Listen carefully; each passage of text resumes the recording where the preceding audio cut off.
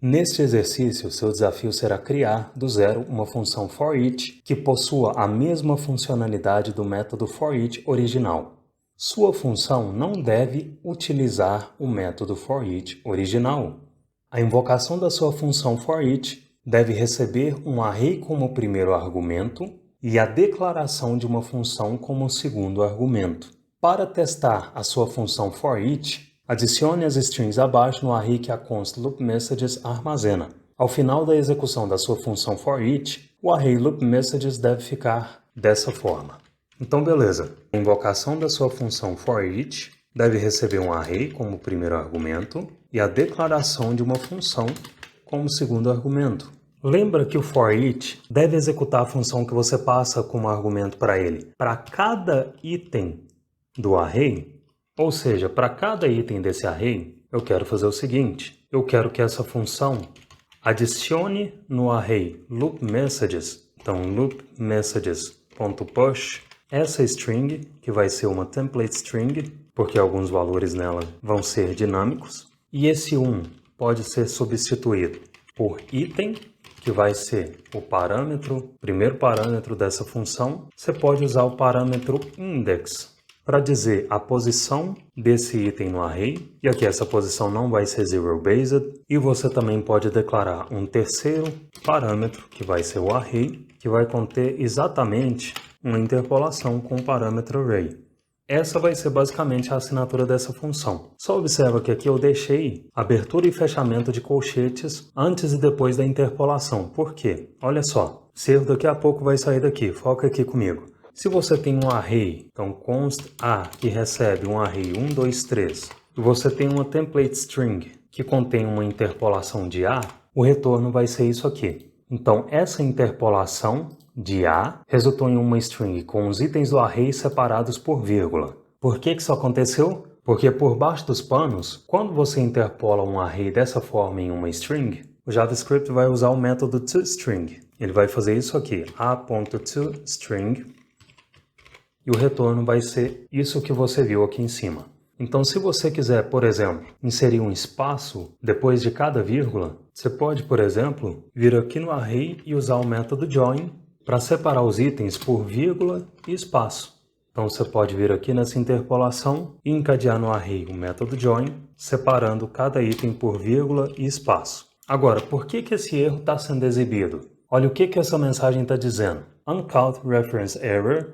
For each is not defined. É claro que esse erro vai ser lançado, porque eu não declarei a função for each. Se eu simplesmente declarar for each recebe uma função, esse erro já vai desaparecer. Agora, obviamente, você precisa implementar a lógica que vai fazer essa função ser executada para cada item do array que você inseriu também como argumento. Como que você pode fazer isso? Olha só, presta muita atenção nisso aqui, que é um conceito que muita gente bate cabeça à toa. Não tem por que complicar isso aqui. É o seguinte, o primeiro parâmetro dessa função for-each pode ser a arr, que é esse array que você está inserindo aqui no primeiro argumento da invocação. Agora, o que muita gente confunde é quando esse parâmetro recebe uma função, que aqui eu vou chamar de func, porque function é uma palavra-chave reservada da linguagem. O que vai acontecer aqui? Olha só. Quero que você redobre sua atenção para entender isso aqui. Se você entender isso aqui, você não vai ter dificuldade em entender callback. Quero que você visualize uma coisa comigo. Olha só, eu vou vir aqui no console e declarar uma const f que recebe uma função, certo? Se eu pressionar Enter, a função foi atribuída para f, e presta muita atenção no que vai ser exibido quando eu usar f aqui sem invocar. Vou pressionar Enter, e o que isso significa? Significa que f é uma referência para esta função em memória. Ou seja, através de f, você consegue acessar essa função em memória. Se você consegue acessar essa função em memória, você pode invocar ela. Claro que aqui nada vai acontecer, porque é uma função que está vazia. Mas olha só, se você fizer essa mesma coisa aqui no seu editor, eu vou fazer const y recebe uma função e você exibir no console y sem invocar, está aqui a função. Ou seja, y é só uma referência para você acessar essa função em memória. Qual que é a sacada aqui? Aqui eu tenho a declaração de uma função, certo? Da mesma forma que eu tinha aqui a declaração de uma função que foi atribuída para f. Aqui eu tenho a declaração de uma função, que eu estou passando essa declaração como segundo argumento da minha função for_each, e parâmetros são variáveis. Parâmetros são variáveis locais, ou seja, são variáveis. Esse parâmetro func é uma variável local que você só consegue usar aqui dentro dessa função, certo? Parâmetros são variáveis locais.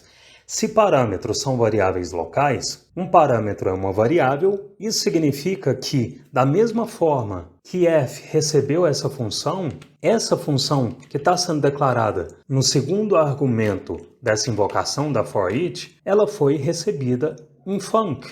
Então, se aqui dentro dessa função eu exibir no console func sem executar, olha o que é exibido. É exibida a função que foi declarada aqui no segundo argumento da invocação da for_each.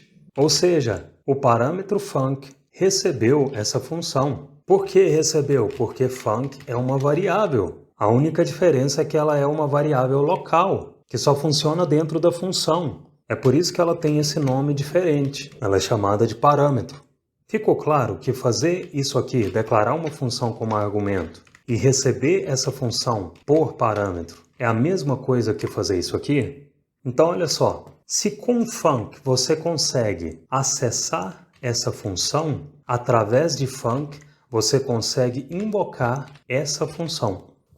Simples assim. É por isso que, se você invocar func aqui dentro, você vai conseguir executar essa função. Porém, se você olhar o console, ele vai te dizer que não consegue ler propriedades de undefined, lendo join. Então tá bom. Isso aconteceu porque aqui no final da string, join está encadeado em um array. Qual array? Neste parâmetro array. E observa que essa função que eu declarei tem 3 parâmetros, item, index e array, que são os 3 parâmetros que uma função que é inserida como argumento do for_each pode ter. Só que na hora de invocar essa função, lembrando, func recebeu essa função que eu declarei no segundo argumento. E na hora que eu estou invocando essa função, eu não estou passando argumento para ela. Ou seja, esse parâmetro item recebeu undefined, index recebeu undefined e array recebeu undefined. Vamos comprovar? Olha só, eu vou colocar um bloco nessa função e aqui em cima eu vou exibir no console item, index e array. Feito isso, estão aqui os 3 undefined. Ou seja, para eu invocar essa função que eu estou passando aqui no segundo argumento, eu preciso passar para ela os valores que item, index e array vão receber. Na primeira vez que a função de um for_each é executada, o que esse parâmetro item vai armazenar? Vai armazenar o primeiro item desse array. Então, como aqui eu estou passando como primeiro argumento esse array 1, 2, 3, esse array 1, 2, 3 vai ser recebido aqui nesse parâmetro arr, e para acessar o primeiro item dele, eu posso fazer arr colchete 0. E vou inserir também os outros 2 argumentos que essa função precisa receber. Qual é o próximo argumento? O segundo argumento é o index. Index de quê? O index do item do array. E por enquanto, só para você ver aquele erro desaparecer do console, só para a gente fazer funcionar, eu vou passar hard-coded o index 0, que é o index do primeiro item do array. O terceiro argumento que essa função precisa receber, que vai ser atribuído aqui para esse terceiro parâmetro, é o próprio array. Eu já tenho a referência desse array aqui, então vou passar como terceiro argumento. Se você executar esse código, o erro desapareceu e nada é exibido. Por quê? Porque o que essa função está fazendo é executando um push, ela está adicionando essa string aqui nesse array loop messages. Então, se aqui embaixo você exibir loop messages no console, está aqui a mensagem, a primeira mensagem que esse array precisa receber. 1 é o primeiro item do array, 1, 2, 3. Só que, obviamente, você precisa percorrer esse array para que, para cada item desse array, essa mensagem seja adicionada aqui na Loop Messages. Sendo assim, você pode vir aqui dentro da sua função for_each e para percorrer esse array que você está, vou comentar aqui por enquanto para você focar comigo. Vou até remover essa linha para você focar de verdade. Para percorrer esse array 1, 2, 3 que foi recebido aqui nesse parâmetro arr, você pode, por exemplo, usar uma estrutura de repetição como for. Então, for let i recebe 0 enquanto i for menor que arr.length, que é o comprimento do array que está sendo recebido aqui, que é este array, enquanto essa condição for verdadeira, i deve ser incrementada. O que eu preciso fazer aqui dentro desse for? Eu preciso executar essa função, porque o for each executa essa função para cada item deste array. Então eu vou invocar func, que precisa receber como primeiro argumento o item desse array, então arr colchete 0. Esse parâmetro index precisa receber o index desse item do array, então eu posso inserir o i, que é essa let i, e esse parâmetro array precisa receber o próprio array que foi recebido aqui nesse primeiro parâmetro da for each. Feito isso, as frases são exibidas e tem um pequeno errinho aqui, que é não é o segundo item do array. Segundo item do array é 2. Por que será que está acontecendo? Porque eu passei 0 aqui. Aí, obviamente, toda vez que essa função for executada, essa expressão vai resultar no primeiro item do array. Para consertar isso, para fazer isso dinâmico, você pode inserir i aqui e dessa vez está aqui o array preenchido com as frases que o exercício pediu.